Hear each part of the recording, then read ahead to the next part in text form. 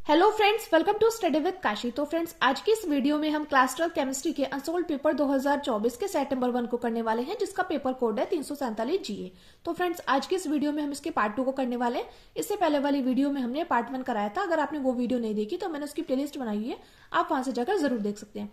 और हाँ फ्रेंड्स, इससे पहले वाली वीडियोज में मैंने क्लास 12 केमिस्ट्री के अनसोल्ड पेपर 2025 के सेट नंबर 1, 2, 3, 4, 5, 6 और 7 को कराया था। अगर आपने वो वीडियोस भी नहीं देखी तो मैंने उसकी प्लेलिस्ट बनाई है, आप वहां से जाकर जरूर देख सकते हैं।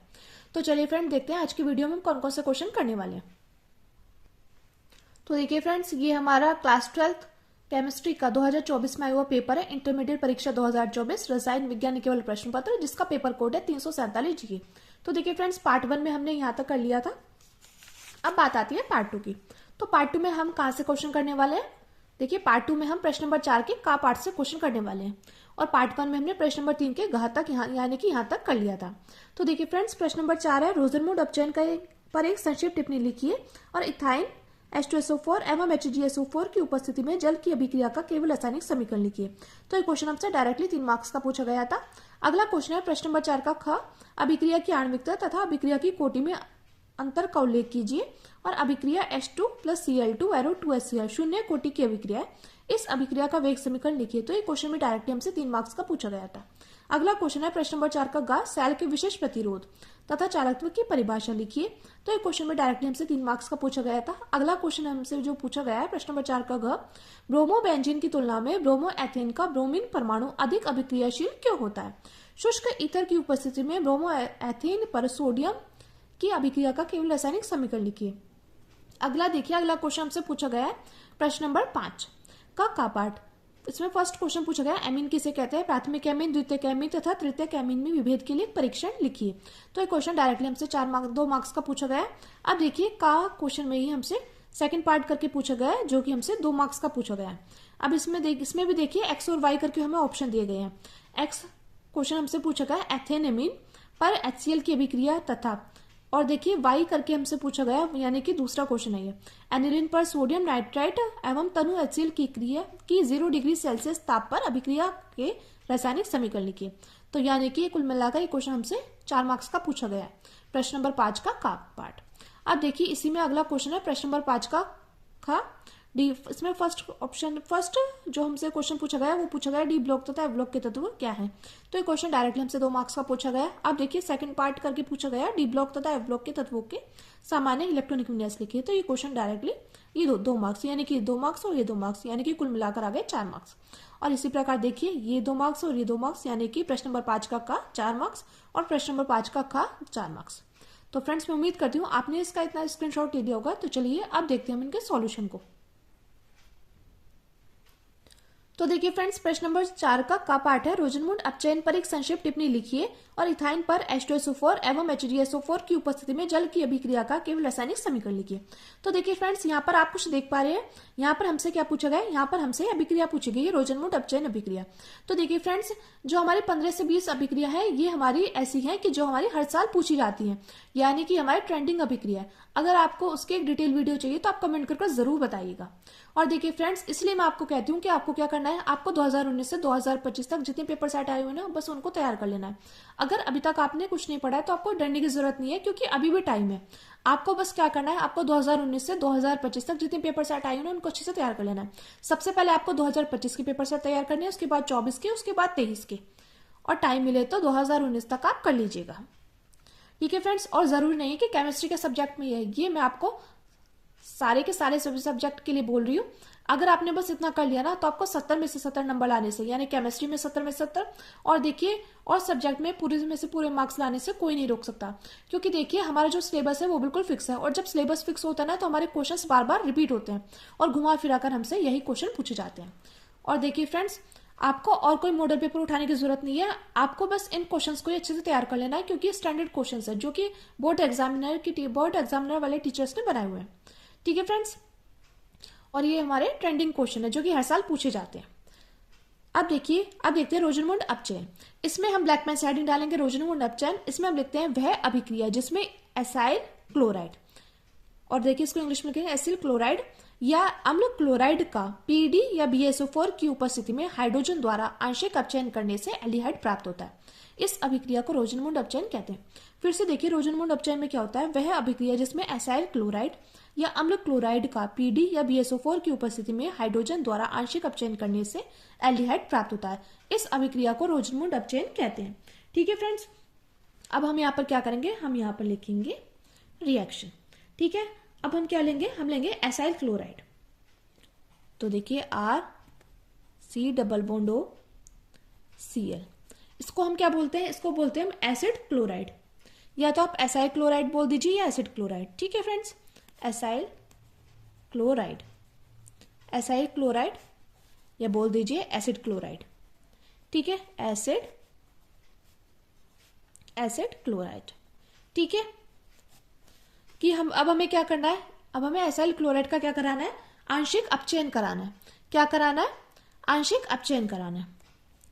अपचयन किसकी उपस्थिति में होगा, हाइड्रोजन। अब देखिए, और ये जो क्रिया होगी किसकी उपस्थिति में होगी, क्योंकि देखिए लिखा है वह अभिक्रिया जिसमें एसाइल क्लोराइड या अम्ल क्लोराइड का पीडी BSO4 की उपस्थिति में हाइड्रोजन द्वारा आंशिक अपचयन करने से एल्डिहाइड प्राप्त होता है। तो हाइड्रोजन द्वारा क्या आंशिक अपचयन करने से क्या होगा, हमारा एल्डिहाइड प्राप्त हो जाएगा। और किसकी उपस्थिति में होगी क्रिया, पीडी BSO4 की उपस्थिति में होगी क्रिया। ठीक है फ्रेंड्स, जब ये उपस्थिति में होगी क्रिया तो यहाँ पर क्या बनकर तैयार हो जाएगा, तो देखिए यहाँ पर क्या हो जाएगा, यहाँ से एक H, यहाँ पर है 2H। ठीक है, 2H है, तो ये वाला H क्या चला जाएगा, इस Cl के साथ चला जाएगा। ठीक है, तो ये हम अलग ही लिख देते हैं। तो यहाँ पर क्या बचा, एक H बचा, जो यहाँ पर एक H बचा है वो क्या आ जाएगा, वो Cl की जगह आ जाएगा, क्योंकि Cl यहाँ से हट गया है। ठीक है, आपको ये बात ध्यान रखनी है। तो R≡H, तो ये हमारा क्या बनकर तैयार हो गया है फ्रेंड्स, ये हमारा बनकर तैयार हो गया एल्डिहाइड। तो फ्रेंड्स, आपको इतनी सी बात ध्यान रखनी है कि रोजनमूड अपचयन अभिक्रिया क्या है, वह अभिक्रिया जिसमें एसाइल क्लोराइड या अम्ल क्लोराइड का पीडी या BSO4 की उपस्थिति में हाइड्रोजन द्वारा आंशिक अपचयन करने से एल्डिहाइड प्राप्त होता है। इस अभिक्रिया को रोजनमूड अपचयन कहते हैं। मैं उम्मीद करती हूँ फ्रेंड्स आपको अच्छे समझ में आ गई होगी। और देखिए फ्रेंड्स, आप इसका स्क्रीनशॉट लेते हुए चलिएगा। अब देखिए, इसी में हमसे क्वेश्चन पूछा गया था, देखिए यहाँ पर क्वेश्चन पूछा गया था, इथाइन पर H2SO4 एवं HgSO4 की उपस्थिति में जल की अभिक्रिया का केवल रासायनिक समीकरण लिखिए। तो हम यहाँ पर ब्लैक पेन से हेड बना लेंगे, इथाइन पर H2SO4 एवं HgSO4 की उपस्थिति में जल की अभिक्रिया। तो देखिए फ्रेंड्स, लिखा ना, इथाइन पर H2SO4 एवं HgSO4 की उपस्थिति में जल की अभिक्रिया। तो हम यहाँ पर क्या लेंगे, इथाइन। इथाइन को क्या बोलते हैं, एसिटिलीन। क्या बोलते हैं, एसिटिलीन। तो इसको हम लिखेंगे HC≡CH। क्या बोलते हैं इसको, इसको बोलते हैं एसिटिलीन। क्या बोलते हैं फ्रेंड्स, एसिटिलीन, एसिटिलीन। ठीक है फ्रेंड्स, ये है एसिटिलीन। अब एसिटिलीन का हम क्या करेंगे, यहाँ पर लिखा है इथाइन पर H2SO4 और HgSO4 की उपस्थिति में जल की अभिक्रिया। तो हम क्या करेंगे, इसकी जल के साथ अभिक्रिया करा देंगे। तो देखिए H2O, जल क्या होता है, H2O। तो हम चाहे तो इसको इस प्रकार भी लिख सकते हैं, HOH। ठीक है फ्रेंड्स, अब हम क्या करेंगे, इसकी हम H2SO4 यानी कि सल्फ्यूरिक अम्ल और HgSO4 को क्या बोलते हैं, मर्क्यूरिक सल्फेट की उपस्थिति में क्रिया कराएंगे। तो H2SO4 या HgSO4 की उपस्थिति में क्रिया कराएंगे। ठीक है फ्रेंड्स, और ये जो क्रिया होगी वो होगी 60 डिग्री सेल्सियस पर। तो यहाँ पर हमारा क्या बनकर तैयार हो जाएगा, यहाँ पर हमारा बनकर तैयार हो जाएगा CH2 डबल बॉन्ड CHOH। क्या बनकर तैयार हो गए, CH2 डबल बॉन्ड CHOH। इसको हम क्या बोलते हैं, ये है हमारा विनाइल अल्कोहल। क्या होता है ये हमारा, ये हमारा विनाइल अल्कोहल, जो कि हमारा एक मध्यवर्ती उत्पाद है। क्या बोलते हैं इसको, इसको बोलते हैं विनाइल अल्कोहल, विनाइल अल्कोहल। ठीक है फ्रेंड्स, जो कि हमारा क्या है, ये हमारे एक मध्यवर्ती उत्पाद बनकर तैयार हो गया। अब हम क्या करेंगे, इस जो हमारा मध्यवर्ती उत्पाद बनकर तैयार हुआ है, अब इसका हम क्या करेंगे, इसकी हम चलाव्यवस्था कर देंगे। क्या कर देंगे, इसका हम चलाव्यवस्था कर देंगे। ठीक है, हम यहाँ पे लिख देते हैं चलाव्यवस्था। ठीक है, तो जब हम इसकी चलाव्यवस्था करेंगे इस मध्यवर्ती उत्पाद की, जो कि हमारा विनाइल अल्कोहल है, तो हमारे यहाँ पर क्या बनकर तैयार हो जाएगा, हमारे यहाँ पर बनकर तैयार हो जाएगा एसिटाल्डिहाइड, यानी कि CH3CHO। इसको क्या बोलेंगे, इसको बोलेंगे हम एसिटाल्डिहाइड। क्या बोलते हैं फ्रेंड्स, इसको बोलेंगे एसिटाल्डिहाइड। और आप देखिए इसके नीचे नाम जरूर मेंशन करना है, एसिटाल्डिहाइड।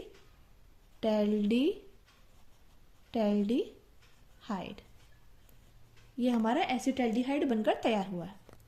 मैं उम्मीद करती हूँ फ्रेंड्स आपको अच्छे समझ में आ गया होगा।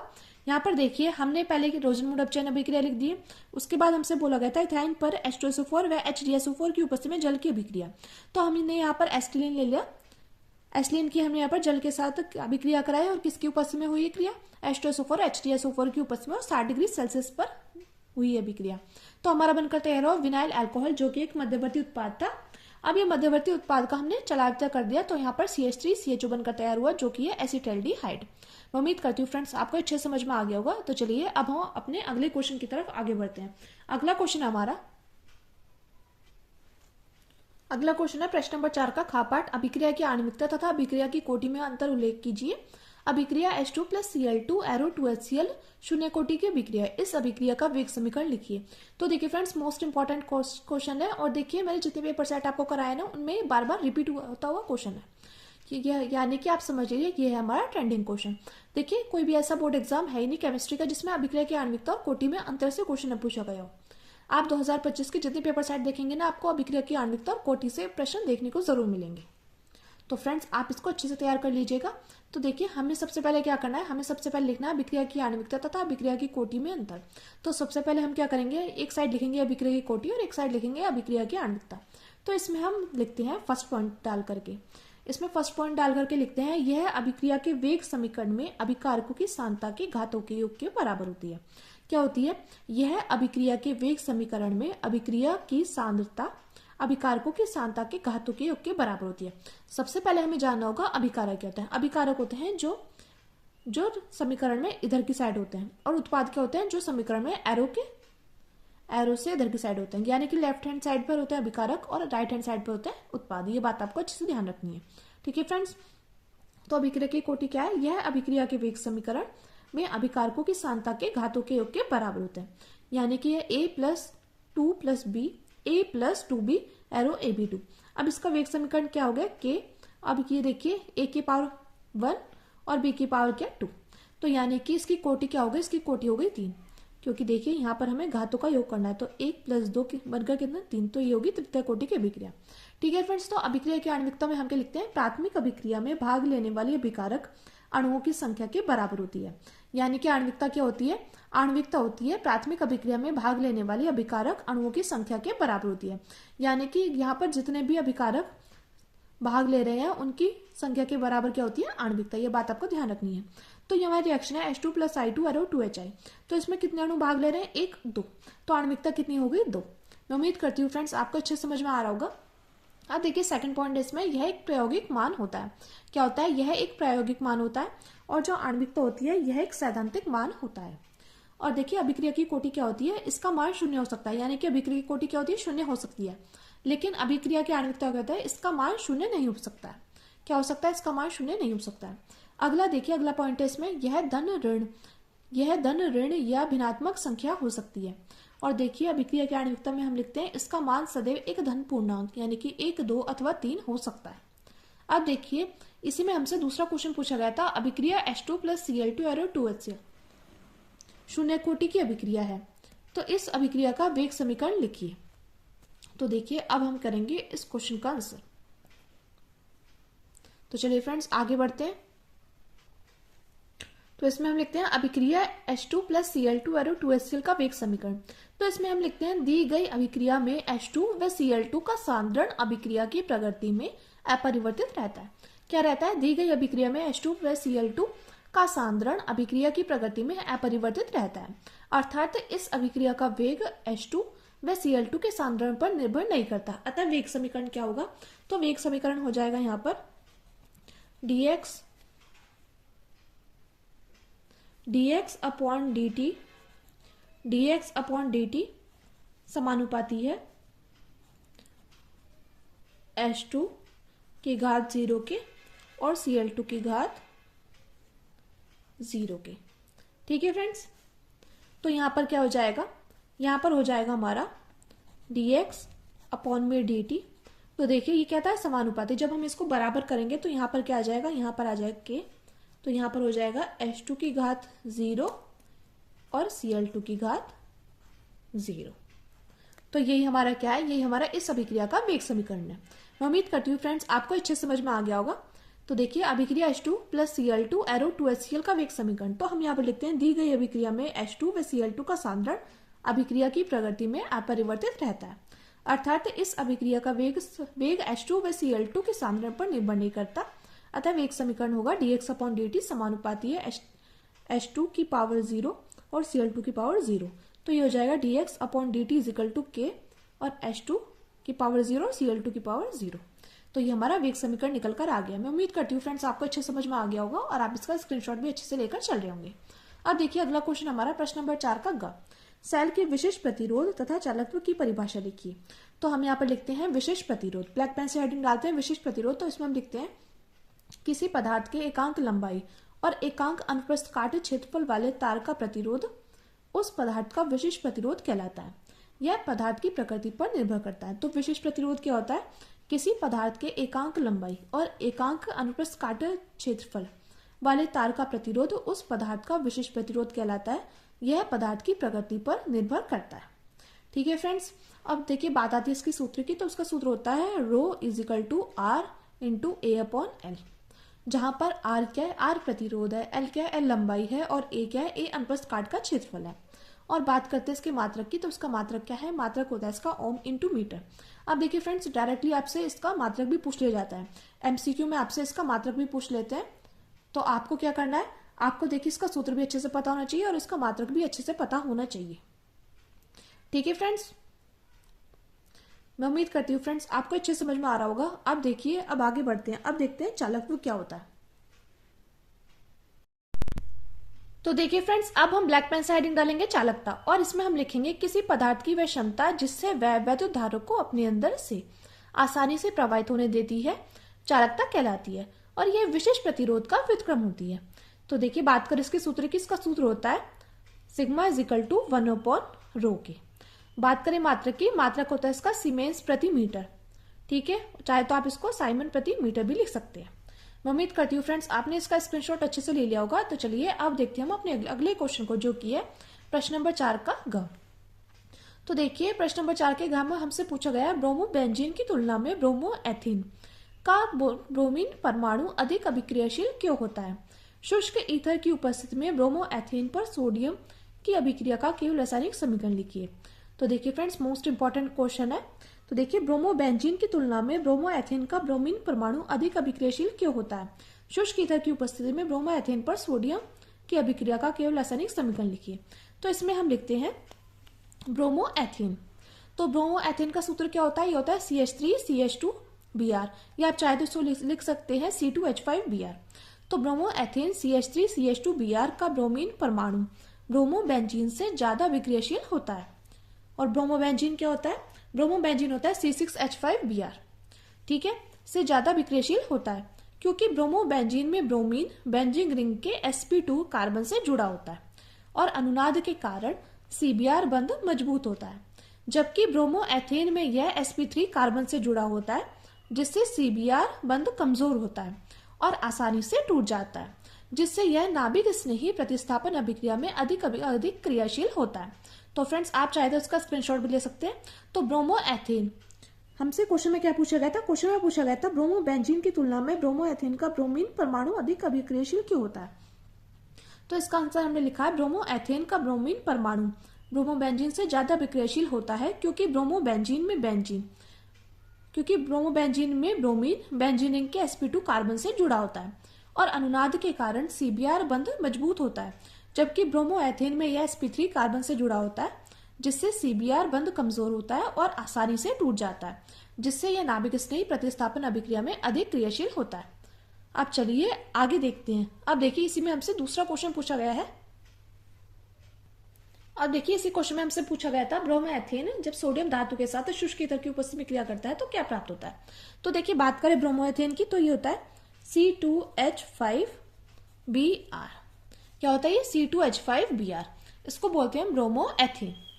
तो आप चाहे तो इसको यहां पर भी लिख सकते हैं ब्रोमो एथेन।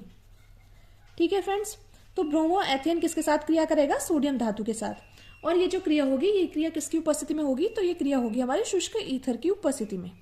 किसकी उपस्थिति में क्रिया होने वाली है? तो ये क्रिया होने वाली है शुष्क ईथर की उपस्थिति में। ठीक है फ्रेंड्स। और देखिए हमें यहाँ पर क्या करना होगा, हमें यहाँ पर सोडियम के 2 अणु लेने होंगे और 2 अणु ही हम लेंगे यहाँ पर ब्रोमोएथेन के। ठीक है, तो देखिए जब हमने यहाँ पर सोडियम के 2 अणु लिए हैं तो यहाँ से क्या हो जाएगा, यहाँ से ये Br के साथ चला जाएगा, तो यहाँ पर बन जाएगा हमारा 2NaBr। ठीक है फ्रेंड्स, ये हमारा बन गया सोडियम ब्रोमाइड। और देखिए और क्या बचता है, यहाँ पर बचता है 2C2H5। तो हम चाहे तो इसको लिख सकते हैं C2H5 सिंगल बॉन्ड C2H5। तो ये हमारा कंपाउंड क्या बनकर तैयार हुआ है, ये हमारा बनकर तैयार हुआ है ब्यूटेन। ब्यूटेन।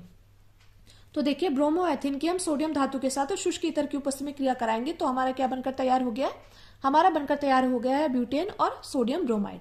अब फ्रेंड्स आपको बताना है ये हमारी कौन सी नेमिंग रिएक्शन है, यानी कि आपको कमेंट करके बताना है ये हमारी कौन सी नेमिंग रिएक्शन है, और मैं वीडियो के लास्ट में आपको जरूर बताऊंगी ये हमारी कौन सी नेमिंग रिएक्शन है।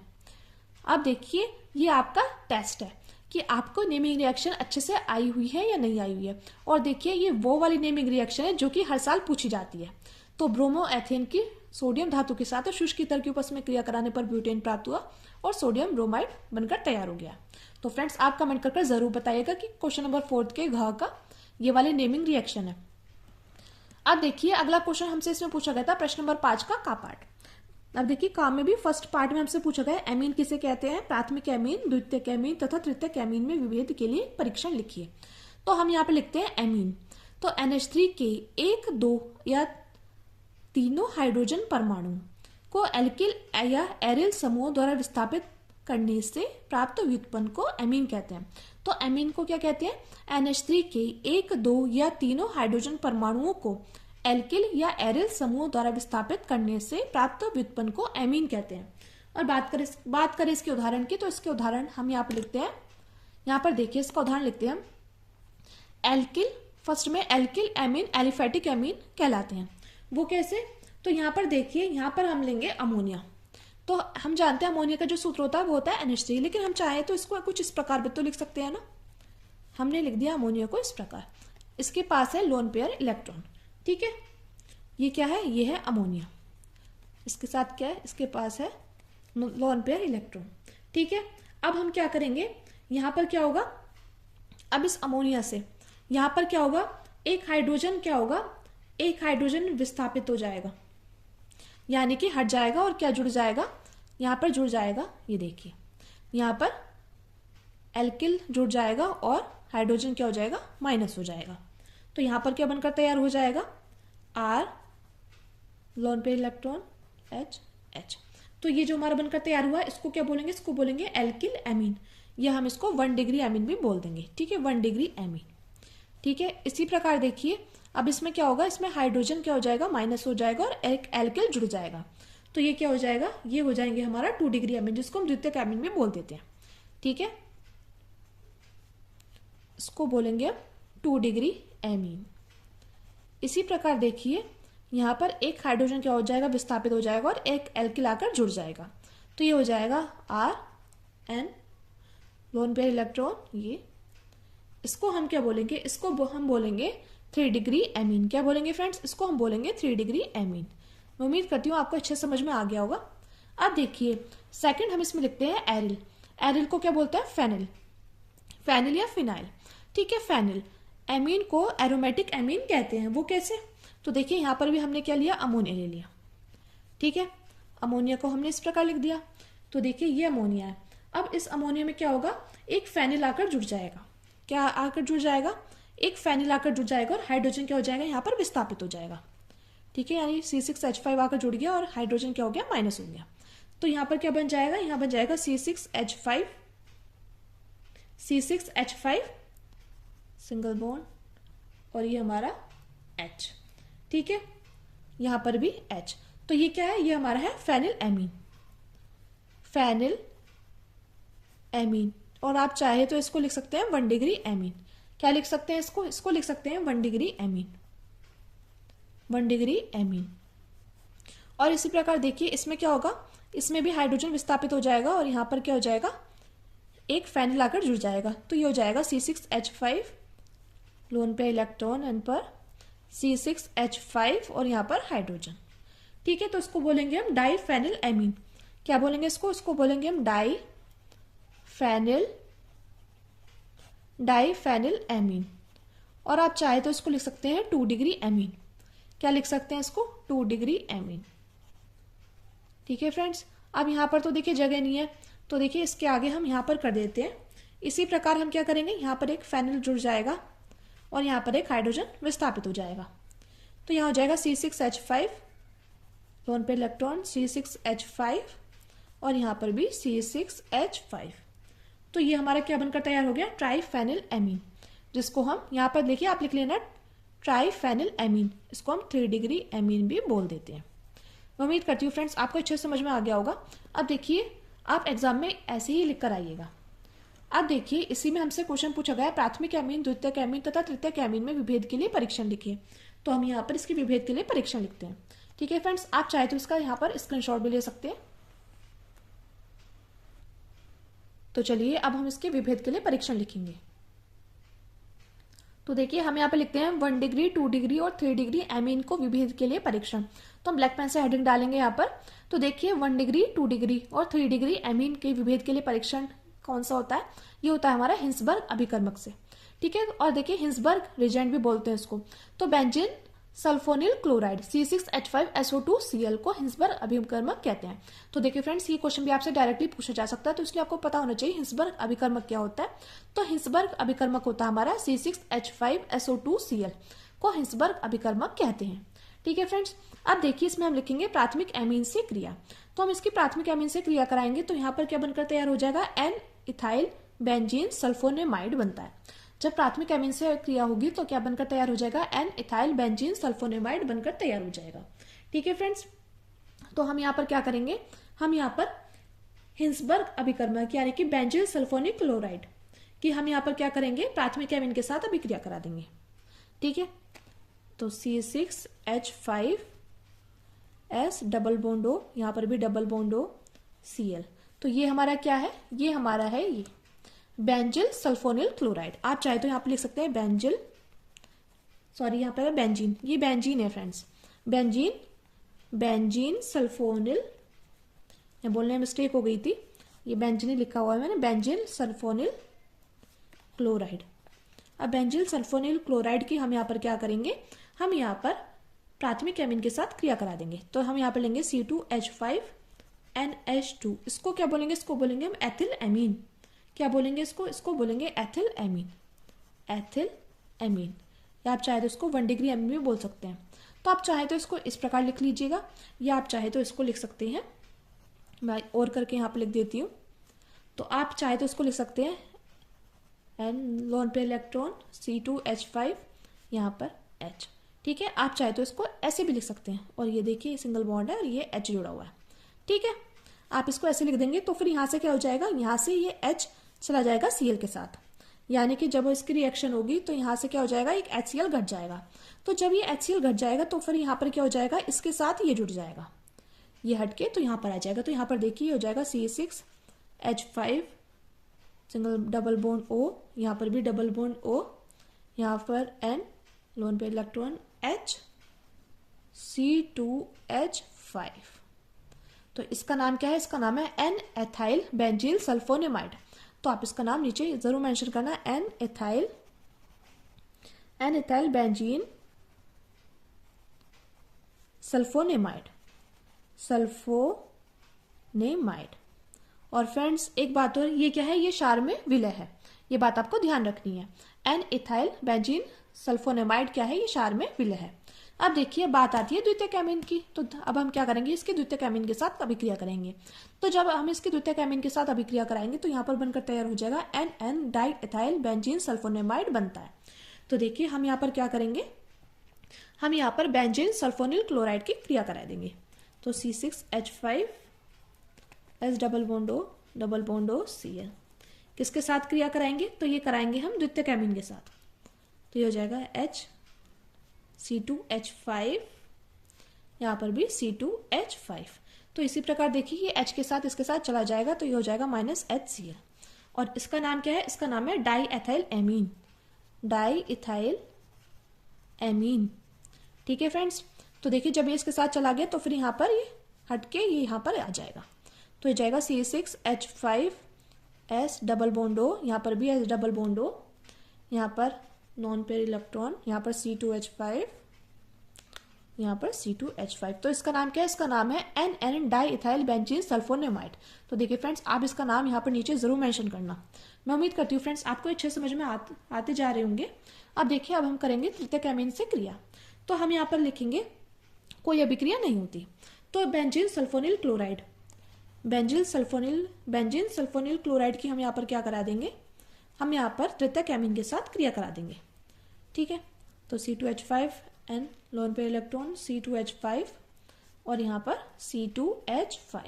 ठीक है फ्रेंड्स, तो यहाँ पर क्या है? ये इसका नाम है ट्राई इथाइल एमीन। इसका नाम है ट्राई इथाइल एमीन। तो जब इसके साथ क्रिया होगी तो फिर यहाँ पर कोई अभिक्रिया नहीं होगी, कोई अभिक्रिया नहीं होगी। ये बात आपको ध्यान रखनी है, कोई अभिक्रिया नहीं होगी। ठीक है, क्योंकि यहाँ पर हाइड्रोजन ही नहीं है जो इस Cl के साथ ये चला जाता। तो तृतीयक एमीन के साथ क्या होगी? कोई अभिक्रिया नहीं होगी। बाकी द्वितीयक एमीन के साथ अभिक्रिया होगी तो एनल डाइथाइल बेंजीन सल्फोनेमाइड बनकर तैयार हो जाएगा। और अगर प्राथमिक एमीन के साथ अभिक्रिया होगी तो एन एथाइल बेंजीन सल्फोनेमाइड बनकर तैयार हो जाएगा। तो फ्रेंड्स, आप चाहे तो इसका इतना स्क्रीनशॉट भी ले सकते हैं। चलिए अब देखते हैं हम इसके अगले पार्ट को, जो कि है, अब देखिए फ्रेंड्स, इसी में अगला पार्ट हमसे पूछा गया था। तो देखिए, ये भी डायरेक्टली हमसे 2 मार्क्स का पूछा गया था। इसमें हमें दो क्वेश्चन दिए गए हैं, एक एक्स पार्ट एक वाई पार्ट। तो इसमें देखिए, जो एक्स पार्ट है सबसे पहले हम उसका आंसर लिखेंगे। तो इसमें पूछा गया है एथेनेमीन पर HCl की अभिक्रिया। तो हमें क्या करें? हम यहाँ पर ब्लैक पेन से हेडिंग डालेंगे एथेनेमीन पर HCl की अभिक्रिया। तो इसमें हम जानते हैं एथेनेमीन क्या होता है। ये होता है C2H5NH2, इसको बोलते हैं हम एथेनेमीन। ठीक है, इसको बोलेंगे एथेनेमीन। एथेनेमीन पर हम क्या करेंगे? HCl की अभिक्रिया करा देंगे, HCl के साथ अभिक्रिया करा देंगे। और हम जानते हैं ये क्या है? ये हमारा क्षार है। और ये क्या है? ये हमारा अम्ल है। तो जब अम्ल और क्षार मिलकर क्या बनाएगा हम जानते हैं। ये रफ वर्क में लिखने हैं अम्ल। ये अम्ल क्या HCl है और क्षार क्या है? ये क्षार है। तो अम्ल और क्षार मिलकर क्या बनाते हैं? लवण बनाते हैं। तो वही यहाँ पर भी बनाएंगे। तो यहाँ पर बन जाएगा हमारा C2H5NH3Cl-। ये जो N होगा ये होगा प्लस का। ठीक है, तो ये हमारा क्या बनकर तैयार हो जाएगा? ये हमारा बनकर तैयार हो जाएगा ethyl ammonium chloride. Ethyl ammonium chloride बनकर तैयार हो गया। मैं उम्मीद करती हूँ फ्रेंड्स आपको अच्छे समझ में आ गया होगा। जब एथेनेमीन पर HCl की अभिक्रिया हुई तो हमारा क्या बनकर तैयार हो गया? हमारा बनकर तैयार हुआ एथेनेमीन पर जब हमने HCl की क्रिया कराई तो हमारा एथिल अमोनियम क्लोराइड बनकर तैयार हो गया। एथिल अमोनियम क्लोराइड बनकर तैयार हो गया, यानी कि C2H5NH3Cl बनकर तैयार हो गया। अब देखिए, इसी में हमसे वाई पार्ट में पूछा गया था एनिलीन पर सोडियम नाइट्राइड NaNO2 एवं तनु HCl की 0 डिग्री सेल्सियस ताप पर अभिक्रिया के रासायनिक समीकरण लिखिए। तो हम यहाँ पर लिखते हैं एनिलीन पर सोडियम नाइट्राइड NaNO2 एवं तनु HCl की 0 डिग्री सेल्सियस ताप पर अभिक्रिया के रासायनिक समीकरण। तो देखिए, हम जानते हैं एनिलीन का सूत्र क्या होता है? C6H5NH2, या हम चाहे तो इसको बेंजीनिक पर NH2 भी लिख देते हैं। ये क्या है? ये है एनिलीन। क्या है ये? एनिलीन। तो इस एनिलीन की क्या करेंगे हम? सोडियम नाइट्राइड के साथ क्रिया करा देंगे। NaNO2 को बोलते हैं सोडियम नाइट्राइड। और देखिए फ्रेंड्स, जब भी आप रासायनिक समीकरण लिखिए ना तो इसके नीचे नाम जरूर मेंशन करना, क्योंकि अगर आपने नाम मेंशन नहीं किया तभी आपको पूरे में से पूरे मार्क्स नहीं मिलेंगे। तो इसके लिए आपको नाम जरूर मेंशन करना है। अब देखिए, एनिलीन की सोडियम नाइट्राइड और किसके साथ क्रिया करानी है? HCl के साथ क्रिया करानी है। और HCl क्या है? तनु। तो हम यहाँ पर क्या करेंगे? हम यहाँ पर HCl के 2 अणु ले लेंगे और ये क्रिया होगी 0 डिग्री सेल्सियस पर। तो यहाँ पर क्या बनकर तैयार हो जाएगा? तो देखिए, यहाँ से क्या होगा? यहाँ से चला जाएगा 2H2, 2H ये और एक O, तो 2H2 हट जाएगा यहाँ से। ठीक है, ये चला गया। उसके बाद Na के साथ क्या चला गया? Cl चला गया। तो NaCl, यानी कि यहाँ पर क्या है? यहाँ पर जो 2H थे वो तो चले गए। ठीक है, Cl यहाँ पर 2 थे, तो यहाँ से क्या हुआ? एक Cl यहाँ पर बचता है।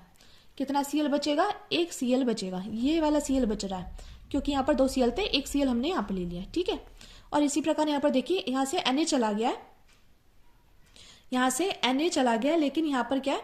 और यहाँ से हमारा ऑक्सीजन भी चला गया। यहाँ से हमारा ऑक्सीजन भी चला गया, तो यहाँ पर N बचता है। यहाँ पर N बचता है, एक Cl बचता है, और क्या बचता है, और देखिए, और यहाँ से हमारा H2 भी चला गया, क्योंकि ये है ना 2H2 यानी कि 4 हाइड्रोजन। तो यहाँ पर एक N ये और Cl ये। तो हमारे यहाँ पर क्या बनकर तैयार हो जाएगा, हमारा यहाँ पर बनकर तैयार हो जाएगा N2Cl, जिसका नाम है benzene diazonium chloride. Benzene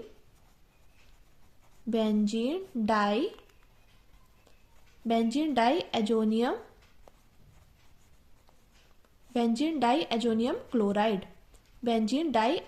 chloride हमारा बनकर तैयार हो गया। अब फ्रेंड्स आप बताइए ये कौन सी हमारी नेमिंग रिएक्शन है कि एनिलीन की सोडियम नाइट्राइड और HCl के साथ अभिक्रिया कराने पर हमारा बेंजीन डाई एजोनियम क्लोराइड बनकर तैयार होता है। तो आप कमेंट करके जरूर बताइएगा। तो ये हमारी डाई एजोनीकरण अभिक्रिया, कौन सी अभिक्रिया, डाई एजोनीकरण अभिक्रिया, जो कि मोस्टली इंपॉर्टेंट और डायरेक्टली हमसे 2 से 3 मार्क्स की पूछी जाती है। तो फ्रेंड्स इसलिए आपको नेमिंग रिएक्शन अच्छे से तैयार करनी है, क्योंकि देखिए लॉन्ग क्वेश्चन में भी डायरेक्टली आपसे पूछी जाती है। अब देखिए अगला क्वेश्चन हमसे पूछा गया है प्रश्न नंबर 5 का ख, डी ब्लॉक तथा एफ ब्लॉक के तत्व क्या है, और सेकंड पार्ट में हमसे पूछा गया है डी ब्लॉक तथा एफ ब्लॉक के तत्वों के सामान्य इलेक्ट्रॉन के विन्यास लिखिए, यानी कि 2 नंबर का क्वेश्चन और 2 नंबर का ये क्वेश्चन। तो चलिए अब हम इसका आंसर लिखते हैं। तो देखिए हम यहाँ पे लिखते हैं डी ब्लॉक के तत्व, जिसको इंग्लिश में बोलते हैं डी ब्लॉक एलिमेंट्स। तो इन तत्वों को संक्रमण तत्व भी कहा जाता है। ये देखिए आपसे क्वेश्चन डायरेक्टली पूछा जाता है डी ब्लॉक के तत्व को क्या कहते हैं, तो आपको पता होना चाहिए संक्रमण तत्व कहते हैं, आपसे MCQ में डायरेक्टली पूछा जाता है। अब लिखते हैं हम इसकी परिभाषा। तो परिभाषा है वे तत्व जिनमें अंतिम इलेक्ट्रॉन बाहरी कक्षा से ठीक पहले वाली कक्षा के डी कक्षा में बढ़ता है। स्थान क्या है, ये आवर्त सारणी में वर्ग 3 से 12 के बीच स्थित होते हैं। बात आती है इनकी विशेषता की, तो विशेषता ये सभी धातुएं हैं और इनका गलनांक और क्वथनांक बहुत उच्च होता है और ये रंगीन आयन और यौगिक बनाते हैं। अब बात आती है एफ ब्लॉक के तत्व की, जिसको हम एफ ब्लॉक एलिमेंट्स भी बोलते हैं। तो इन तत्वों को अंतः संक्रमण तत्व कहा जाता है। तो एफ ब्लॉक के तत्व को क्या कहते हैं, अंतः संक्रमण तत्व कहते हैं। बात आती है परिभाषा की, तो इसकी परिभाषा है वे तत्व जिनमें अंतिम इलेक्ट्रॉन एफ कक्षक में प्रवेश करता है। बात करें इसके स्थान की, तो इसका स्थान है इन्हें आवर्त सारणी के मुख्य भाग के नीचे 2 अलग क्षैतिज पंक्तियों में रखा गया है। विशेषताएं हैं इसकी, ये सभी भारी धातुएं हैं और इनका उपयोग परमाणु ऊर्जा और अनुसंधान में किया जाता है। अब देखिए सेकंड पार्ट में हमसे पूछा गया था डी ब्लॉक और एफ ब्लॉक के तत्व का सामान्य इलेक्ट्रॉनिक विन्यास भी लिखिए। तो हम यहाँ पे लिखते हैं डी ब्लॉक के तत्वों का सामान्य इलेक्ट्रॉनिक विन्यास n-1 इंटू डी 1 to 10 और ns 1 to 2 होता है, तथा एफ ब्लॉक के तत्वों का सामान्य इलेक्ट्रॉनिक विन्यास n-2 into f 1 to 14 n-1 D 0 to 1 और ns2 होता है। तो फ्रेंड्स आज की वीडियो बस इतना ही। मैं उम्मीद करती हूँ फ्रेंड्स आपको वीडियो अच्छी लगी होगी। और फ्रेंड्स मैंने आपसे बोला था कि मैं वीडियो के लास्ट में आपको बताऊंगी वो कौन सी नेमिंग रिएक्शन थी, तो वो थी हमारी वुड्स अभिक्रिया।